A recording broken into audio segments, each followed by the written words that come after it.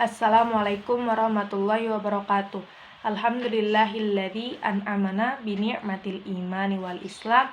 Nusalli wa nusallimu ala khairil anam Sayyidina Muhammad wa ala alihi wa sahbihi ajma'in. Amma ba'd. Baik, pada kesempatan kali ini saya akan membahas tentang dua macam kenikmatan. Di dalam Al-Quran dan hadis dijanjikan bahwasannya Allah senantiasa memberikan kenikmatannya kepada hambanya yang beriman dan bertakwa. Mulai dari nikmat hidup, nikmat bernafas, nikmat rezeki, nikmat sehat, dan lain-lain. Namun kenikmatan itu tidak hanya diberikan kepada makhluknya yang beriman dan bertakwa saja, akan tetapi juga diberikan kepada makhluk lain yang tidak bertakwa kepadanya. Istidraj itu berasal dari kata bahasa Arab daroja yang artinya naik dari satu tingkatan ke tingkatan berikutnya. Namun, kita sering mengenal istilah istidraj itu adalah suatu kenikmatan yang berupa azab. Jadi, istidraj itu ketika dimana Allah itu sudah sampai ke tahap membiarkan kita untuk melakukan hal-hal maksiat, dan hal ini adalah paling bahaya dalam hidup seorang hamba. Ketika kita salah, Allah tegur. Ketika kita salah, Allah masih kasih kesempatan. Ketika kita salah, Allah kasih ujian. Supaya apa? Supaya kita insyaf dan kembali ke jalannya. Jika kita masih dikasih ujian, masih dikasih musibah, masih ditegur sama Allah dengan niat agar kita kembali kepada Allah, sebenarnya Allah itu masih perhatian dengan kita. Justru ketika kita bikin dosa lalu Allah membiarkan saja, tidak ada masalah setelah kita berbuat dosa tersebut, hidup kita terlihat mulus atau nyaman, sebetulnya Allah itu sedang tidak peduli dengan kita. Dan ketika Allah sudah tidak peduli dengan kita, maka itulah seburuk-buruknya seorang hamba. Siksaan terbesar menurut para ulama itu bukan ketika Allah menegur dan memberikan ujian kepada hambanya. Tetapi, kata para ulama, siksaan terbesar Allah kepada manusia adalah membiarkan manusia tetap dalam kezalimannya. Dan dia menyangka dia sedang berbuat baik. Dia maksiat tetapi dia tidak mau merasa kalau dia itu sedang melakukan perbuatan maksiat. Allah membiarkan orang tersebut dan tidak segera mengazabnya. Sebagaimana disebutkan dalam Al-Quran surah Al-Qalam ayat 44 yang bunyinya sanastadrijuhum min haitsu la ya'lamun. Artinya, nanti kami akan menghukum mereka dengan berangsur-angsur ke arah kebinasaan, dari arah yang tidak mereka ketahui. Ibnu Katsir dalam tafsirnya menjelaskan mengenai ayat tersebut, bahwa mereka, orang-orang yang diberikan kenikmatan itu, tidak merasakan hal itu. Bahkan mereka mengira bahwa hal itu sebagai penghormatan dari Allah untuk mereka, padahal kenyataannya kebalikannya, yaitu penghinaan. Beberapa orang mungkin tidak akan sadar bahwa ini adalah salah satu ciri istidraj. Bila kita mendapati diri kita jarang beribadah, namun nyatanya pekerjaan kita terasa sangat lancar, bisa jadi itu merupakan istidraj yang diberikan kepada kita.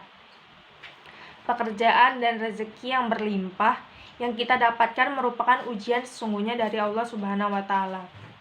Karena Allah ingin melihat kita, apa kita dengan rezeki yang diberikan oleh Allah itu menuju ke jalan yang benar atau malah menjauh dari Allah gitu.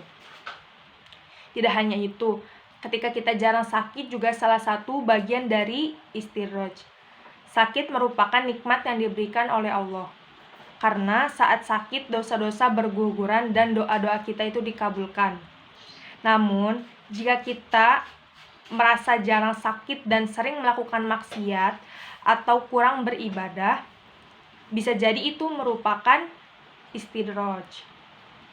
Karena sesungguhnya sakit merupakan ujian dari Allah agar hambanya selalu mengingatnya dan memohon kesembuhan kepadanya.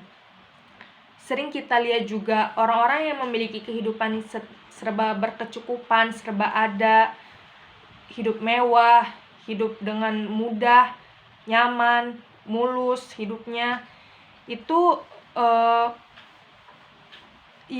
tapi dia itu selalu lalai dalam melakukan kewajiban-kewajibannya gitu.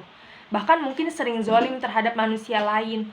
Seakan-akan kejahatan dan dosa yang ia lakukan itu semakin membuat harta dan kebahagiaannya itu bertambah. Contohnya, seperti orang-orang yang berkorupsi, namun seumur hidupnya tidak pernah tertangkap. Malah anak, cucu, hingga keturunan selanjutnya mendapatkan warisan harta yang berlimbah dari hasil korupsi itu. Namun semua hal tersebut merupakan istidraj, yaitu sebuah ujian yang diberikan oleh Allah kepada makhluknya yang membangkang, berupa kelapangan rezeki dan kebahagiaan duniawi. Karena tertutup dengan keserakahan dan bisikan dari setan. Seringnya kita tidak menyadari bahwa harta dan kebahagiaan yang kita dapatkan merupakan ujian atau istidraj. Ada beberapa cara untuk kita menghindari dari istidraj itu dengan cara meningkatkan kualitas keimanan kita. Lalu senantiasa mengerjakan amal ibadah, tidak lalai dalam mengerjakan kewajiban, melaksanakan sunnah-sunnah. Barang siapa yang mengerjakan amal soleh, baik laki-laki maupun perempuan dalam keadaan beriman, maka sesungguhnya akan kami berikan kepadanya kehidupan yang baik, dan sungguh akan kami beri balasan kepada mereka dengan pahala yang lebih baik dari apa yang ia kerjakan. Terus yang ketiga, itu selalu memohon ampunan kepada Allah. Apabila seseorang selalu memohon ampunan kepada Allah atas segala semua perbuatan dosa-dosanya, maka seseorang tersebut akan terhindar dari istidraj. Dengan meningkatkan kualitas keimanan seseorang dan senantiasa mengintrospeksi diri dari apa yang telah dilakukannya, insya Allah seseorang tersebut akan terhindar dari istidraj. Jadi kita jangan pernah merasa iri terhadap kehidupan orang lain yang terlihat mulus, semuanya mudah, apa-apa serba ada, hidup dengan bergelimang harta, kekayaan, kekuasaan.